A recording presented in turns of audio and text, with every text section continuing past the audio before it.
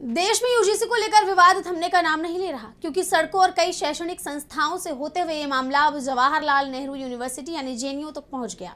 दरअसल कल देर रात जेएनयू में बवाल मच गया, जहां छात्रों के अलग अलग गुटों के बीच झड़प हो गई। इस दौरान कई छात्र बुरी तरह घायल हुए, जिससे यूनिवर्सिटी के परिसर में तनाव का माहौल देखा गया। तो जेएनयू क्यों बना अखाड़ा, क्या है पूरी खबर, देखिए इस रिपोर्ट में।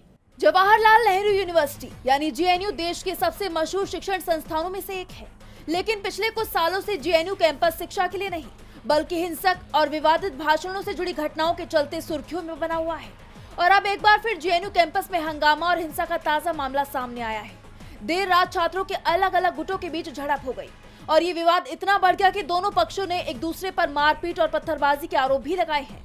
दरअसल ये पूरा मामला उस वक्त शुरू हुआ जब लेफ्ट विंग छात्र संगठनों ने वाइस चांसलर शांति श्री डी पंडित पर कथित जातिवादी टिप्पणियों के विरोध में जुलूस निकाला। इस मार्च में छात्रों ने वाइस चांसलर से इस्तीफे और जवाबदेही की मांग की। छात्र नेताओं का आरोप है कि वाइस चांसलर ने यूजीसी के इक्विटी रेगुलेशन को लेकर एक वर्ग विशेष पर आपत्तिजनक टिप्पणी की थी। प्रदर्शनकारी छात्रों का आरोप है कि एबीवीपी के छात्रों ने उन पर हमला किया, जबकि एबीवीपी ने दावा किया है कि लेफ्ट विंग के छात्रों ने लाइब्रेरी में पढ़ रहे छात्रों को निशाना बनाया, जिसके बाद दोनों गुटों के बीच झड़प हो गई। इस मामले पर एबीवीपी ने एक्स पर जानकारी देते हुए पोस्ट किया।